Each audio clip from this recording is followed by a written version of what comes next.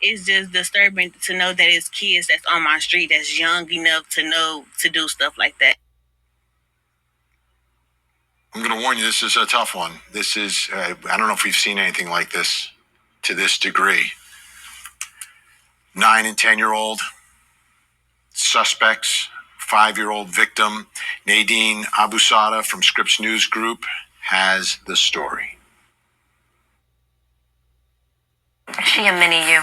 Yeah, she literally will crack you up. Like, she's so proper, the way she talks, everything about her is just like bubbly. When talking about her 5-year-old daughter, So Antavia Kinnebrew bubbly. lights up. She is very, very affectionate. But sadly, that joyful spirit It was horrible. is broken. The bubbly 5-year-old. And I know she was not there no more. We're not naming the child or showing her face because she is a minor. But this horrific story begins on September 13th. Antavia says she left her 5-year-old daughter at a family member's house. Then she got a call. Her daughter was missing. When she arrived, the little girl was already in an ambulance. I could not recognize my daughter. Her hair it was ripped out of her head. She had blood and bruises all over her. Her nails was filled in dirt, and she was unresponsive. Antavia says her daughter was taken to a wooded area where a group of children attacked her. The allegations, which include sexual assault, are too disturbing to share with you. That is so evil.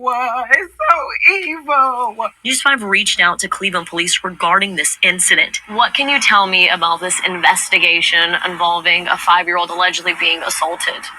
It is an active investigation that the Cleveland Division of Police is conducting at this time. In a statement, the department confirmed that the Sex Crimes and Child Abuse Unit is actively investigating a case involving multiple children under the age of 10, both as victims and as suspects. And we have to protect the rights that the victims have, just as well as the suspects in these cases. Antavia says her daughter spent about a week in the hospital. The moment she opened her eyes, she was screaming. When she woke up, she said they killed me. She thought she was dead. the memories came flooding back. To hear your baby say that she dead, what? A 5-year-old shouldn't even know that word. Like, how is she now? She's struggling mentally and behaviorally. She say things that she never said before. More violent, more suicidal things. She says now her focus is on just 2 things: making sure her daughter heals and getting justice. You posted about it. Why? Why did you want to speak out regarding what happened to your daughter? Because I needed justice for my daughter. So when you say justice, what does that look like? Everybody involved in the pain that was inflicted on my daughter, they get what they deserve. First thing I want to say is my prayers and my heart goes out to 5-year-old Amari, as well as her mother, Octavia. In the past, I spoke about when I was 9 and I was SA. But to hear what this little 5-year-old girl went through with 3 other kids, and the other kids was 8, 9, and 10, an 8-year-old boy, a 9-year-old boy, and a 10-year-old girl. To hear what they actually did to this little girl, it blows my mind to, it's like, what are kids watching today? What are kids going through today that will make them think about, hey, let's lure this little girl into the woods and let's do these horrible things to her? And not one of them was like, no, that's not right. We're not going to do that. And it's like, I feel like the police not only need to look at these kids and really talk to these kids to see where their mind is at, what made them want to do this, but also look at their parents as far as what's going on in their household. Find out what they have been looking at on the internet, because it has to be something other than these kids are just that evil, that they just came with that off the top of their mind. I also want to share, Amari's mother did a post on Facebook, And I want to share that with you. On September 13th, 2025, my daughter resided at a trusted family member's residence around the area of 145th in St. Clair while I underwent a medical procedure. While she was away, I got a phone call from my family member stating that my daughter walked out of her house and she couldn't find her anywhere and that the authorities were contacted. I immediately was filled in panic. I rushed out of my house and arrived to the scene. Soon as I got there, I ran to the EMS truck where I found my daughter unresponsive, bloody, with her hair pulled from her scalp, her body covered in bruises, her fingernails filled in dirt, her eyes filled with blood, her neck showing signs of strangulation, her mouth and lips bloody, her private area filled with debris and dirt, and a big lump on her head. I couldn't believe what I saw in front of me. My daughter did not look like herself. She was traumatized. She was shaken up. A group of bigger kids around ages 8, 9, and 10 walked up to my daughter, presenting themselves as friends, took her by the hand, and walked her to a field that was far away from the residence. In that field, they beat my daughter until she was unconscious. They ripped out her hair. They held my daughter down as they raped her. They also shoved sticks down her throat and down her private area. They stripped her naked and strangled her with her own shirt. One of the children then proceeded to take out his private area and leave her covered in their urine. They beat her and penetrated her until she was unconscious and unresponsive.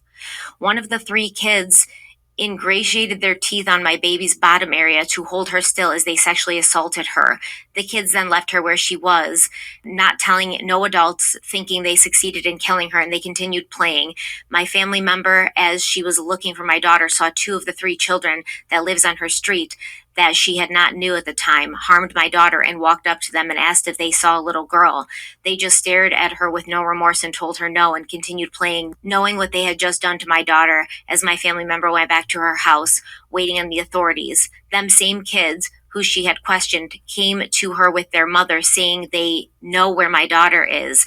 Them same 2 kids that stated they did not know where my daughter was, now with their mother, took my family member to where my daughter was found in that field, naked, brutally beaten, penetrated, and unresponsive. Her clothes, her hair, and later found her shoes was scattered all around the field. My cousin, panicked, placed my daughter in her vehicle, rushed her back to the house, and continued waiting for the authorities to get there. My daughter is completely traumatized. I am completely traumatized. These kids broke my daughter's spirit. They took away her boundaries. They penetrated her and constantly beat her. I never wanted to get the media involved because I didn't want my daughter's trauma plastered everywhere when she has to constantly see what happened to her and what she has been through, and I also trusted that she was going to get the justice that she needed. I am bringing this to the media today because the authorities are failing my daughter. They are trying to tell me that 2 of the kids can't and won't be charged because they are 8 and 9 years old, even though they attempted to murder my baby and they raped her and beat her. They are saying legally these 2 boys cannot be charged. I need help and I need justice for my daughter. I have reached out to Legal Aid and the Cleveland Metropolitan Bar Association for legal help. I also reached out to Rape Crisis to get me a victim advocate that I was told can help me on the criminal justice side. I have been advocating for my daughter. I'm not getting any help. I also contacted the mayor of Cleveland, Ohio office to try and get help. I have not received any yet. I need you all to understand if them 2 kids' mothers did not make them boys go back to my family member and let her know where my daughter was at, my baby wouldn't be found right now. My baby wouldn't be alive. They literally tried to kill my daughter. These are not normal kids themselves, and their parents need to be held accountable. My daughter is not the same. She is having behavioral problems. She is mentally not okay. I am mentally not okay. Me not getting justice for my daughter makes me feel like I failed her. She is saying suicidal things. She is breaking down. She hates talking about what happened to her, and I am breaking down with her. I have set her up with a therapist and also seeking one for myself. I cannot sleep. I can barely eat. I keep repeatedly seeing images of my baby in that field. She's only 5 and these horrific things has happened to her. Please help. Please look at this as if this was your own kid. This is not gossip. This is not a funny matter. This is not nothing to not take serious. This is our life. Please help us. There is way more graphic photos of my daughter when she looked way worse. I'm not comfortable posting.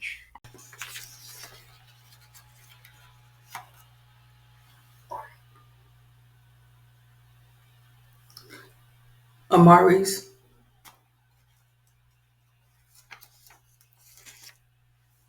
Antavia, Amari's mother, want justice for her daughter. So she want all the kids to be charged, something to happen with all the kids as well as with the parents themselves. The thing about this situation is if they don't do anything to that 8-year-old, because I'm not saying what should happen to any of these kids because, I really just don't know what would help them. But if nothing is done with that 8-year-old, he's going to grow up thinking that what happened, what they did was okay because nothing, he didn't have to, deal with any consequences. But some type of consequences need to be put on him as well because he was there. I don't know what involvement he had, but he was also there with the other two. So he did play a role in what happened to her. He didn't stop them. He didn't run off to go get help. He participated. So he need to face some type of consequences to understand that you cannot go around doing this to people. And with Amari, that little girl is going to have to deal with that for the rest of her life. She is going to be very devastated because you could hear what her mother is saying that she's going through. She used to be just an innocent little girl, a little 5-year-old girl. They stole her innocence. They stole that away from her to the point that they wanted to take her life. And it's like it's really hard for me to understand what these kids was going through to make them look at her and say, okay, this is what we're going to do to her. It wasn't like they bullied her. You hear kids getting bullied, they're getting pushed around, they're getting picked on, they get, hit. But these kids actually pulled her hair out. They choked her. They stripped her of all her clothes. They urinated on her. They used sticks. They shoved them down her throat. They did all this stuff to her. That was pure hate. That was pure evil. And you're thinking about these are kids. These are not grown people. These are kids. And it's like, what are they going through? What is going on in this world that kids will react like this to a 5-year-old, to a helpless child, that they plotted on her and then wanted to end her life? So I agree with the mother.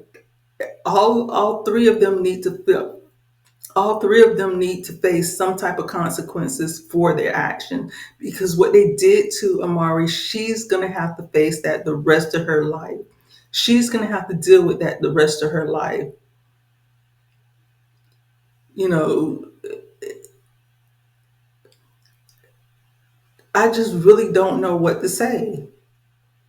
But I came across this and I just wanted to get it out there. I wanted to share it with, everyone. I will link the mother's Facebook page in the description box. So if you want to go see the actual post that she made and see what else is on her page, you're able to do that. She's also, I think she has a GoFundMe that that's posted on the Facebook page as well. So, once again, just keep all of them in your prayers, especially Amari, but also, her mother, her family, but also those three kids, other kids, the 8-year-old boy, the 9-year-old boy, and the 10-year-old girl, because they have to be going through something to make them act so evil towards another child. And investigate each one of those households. I do appreciate when they did go tell their mothers that the mother went to the aunt, the cousin, and they was able to go find Amari to get her help. But it's like it's something that's going on. It's something that's missing. It's something that it just blows my mind. I really can't put words to how I'm feeling at this moment. And so I just pray for all of them. Keep everyone in your prayers and stay focused on Jesus.